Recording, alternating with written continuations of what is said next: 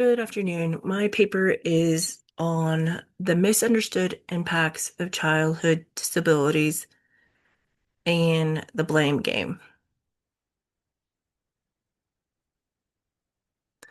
My overview on this is why mothers are often blamed, real causes of childhood disabilities, environmental and social aspects, the effects on families, what communities can do better. So the reason I chose this topic was because I have a family history of disabilities and physically and mentally. I have a child with ADHD. I have brother-in-laws. I have siblings with ADD. I didn't know it ran into my house, my family, until like my daughter was diagnosed in fourth grade. I just thought it was something you just pushed under the rug. Because I was born in the 80s and I felt the 80s and 90s were very much there's something wrong with your child, it's your fault. So for years it was whose fault is it in the house? Why? What did you do wrong when you were pregnant? I followed all the rules. I didn't drink coffee. I didn't eat raw fish. I was very much to the T of when I was pregnant with my daughter. So I cut out caffeine. So for me, it is often the blame game. I have a double amputee niece. She was fine. She just, when she was born, they noticed that her legs were different. So everything was fine. So for me, this is a very near and dear to my heart. So how can we help this to better understand, help families? What aspects are the reason? So my thesis statement was society likes to blame mothers for their children's disabilities. Research shows that these conditions result in a mix of genetics, prenatal environment, and social society. But understanding how genetics, exposures, and family stress contribute can often shift the focus from blame to prevention. Because a mother does take on a lot, or parent, I'm not just going to single out a mother, I'm going to say parent because there are mother, father. So, how can we help these parents? Environment and stress, chemical exposures, pollution, and processed food are one of the biggest things when it comes to environmental exposure. I use London 1950s exposure when they were burning coal for heating, cooling, boats, trains. Back in the day, they were burning coal to get through. Well, add all that up, and you're not having wind, you're not having weather, it creates pollution, especially large amount. The stress that it puts on a mother, a pregnant person, um, the long working hours, the finances, the stress that it puts on childhood development, smog, um, the foods we eat. There's a lot of foods a pregnant person is not supposed to eat. It's here nor there on if you eat it or not. That's entirely up to you, but pollution. We live in California, so fire danger. When there's fires nearby, the smoke, it's not good for you. It's not good for a normal person, let alone a person that is pregnant. Blame and society. So society points fingers instead of asking questions. Blames mothers, misunderstanding versus misinformation. Families avoid seeking help. A lot of people don't want to ask for help. They don't want to burden people because they're already overwhelmed. They don't want to burden another family member or a friend or a coworker or anybody. So pointing the finger is one of the main things of why aren't you asking for help? Well, I don't want you to be overwhelmed. You have your own problems. I don't want to add to your problems by helping me out. So families don't like to ask for help. I'm one of those people. I don't like asking for help when I had two children that were young. This one right here was really, really hard to do. Disabilities in mothers, regardless if you're wheelchair bound, um, if you have diabetes or you have ADD, stuff like that. It's not just a one thing. It's a circle of things. You have a higher risk of premature or low birth rate. The infants born to mothers with disabilities have higher risks of premature and low birth rate compared to infants born to mothers without disabilities. So it's not just the mother's fault. There's access issues, discrimination issues. Um, think of when you're in the store and you see a kid in the store how with a disability, whether it's Tourette's or something like that, how people pull out their phones and record. That's that's hard. But what is it to you?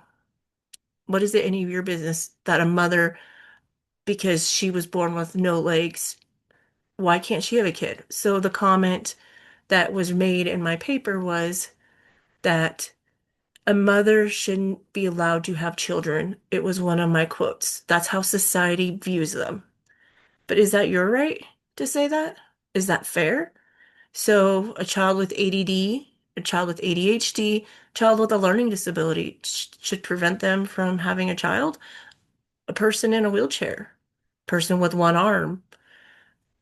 So for me, I felt this was the hardest thing to talk about because it isn't right for somebody to judge somebody for their disability. Poverty, homelessness, trauma, opioids exposure, um, children born to opioids, they have a lower score. Parents need support, not just parents, relatives, when they are a child born to an opioid exposure or the child is taken from the home. Um, they try to place these children with families. So these families need help. And if they can't, they have to put them in foster care or home. These kids need help. These families, these teachers, these people taking care of these children need help. Poverty plays a big role in how a child is developed. So you can't just point because you don't know their home life. So for me, this was a great slide to say there is a lot of kids that were born to opioids exposure. Toxins, environmental toxins. We all live in, most of us live in older homes. There's lead, pesticides, plastics. You don't know what's in your wall. So fetal brains are important for development. I live in a house it's over 100 years old. Many exposures mothers can't control. I can't control how this house was built. So for us, it's one thing at a time. We go from taking out the lead paint, to putting in updated paint. It's a lot of work. So to be pregnant, I wouldn't be painting if you have lead paint in your house.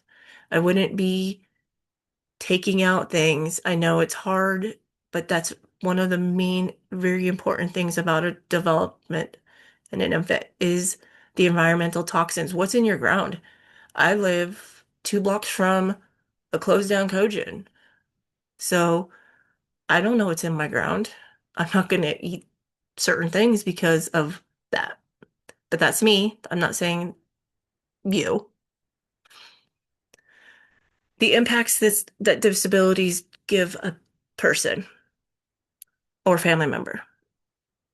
Um, there's stress, financial strain.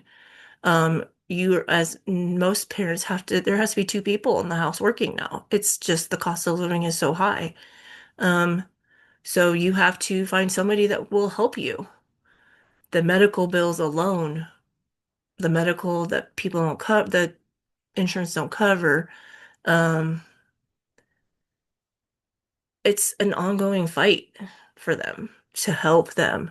So they're emotionally, physically, mentally, they're just stressed out. You're adding another thing, doctor's appointments, and some of these children have to go to major hospitals for their care. The closest major hospital for us for a child is UC Davis, I think. I don't, so for me, that would be, it's a day's work alone just dealing with doctor's appointments and then having to explain you don't have the money to pay that bill, but my child needs this care. My child needs this medicine. My child needs this prosthetic. So we need to figure out as a system why are children having to, how do I say, why are we denying the care for children? Why are financially our children suffering? Why are the parents suffering because of their bills for children? I am a strong person that believes all child care should be free for children. Or all health care, sorry. All health care should be free for children. There should be not an impact to the families at all, but that's that's a far fetch right there.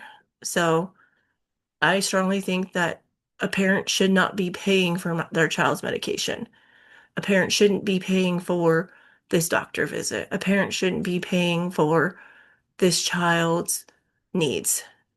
I think it should be free for children because a child will pick up the crying a mother or father are doing or a relative. They can pick up the senses that there's something wrong. Children are really good at picking up something's wrong. Is it my fault? So that is, there's a disconnect with the public and private insurance, government. There is a huge disconnect. And the conclusion, disabilities have many causes. Blames harm family. Compassion plus support equals a healthier outcome. Communities must choose support over judgment. Prevention plus education matter more than blame. I like this slide right here. No matter what, you are incredible. Don't forget that. So,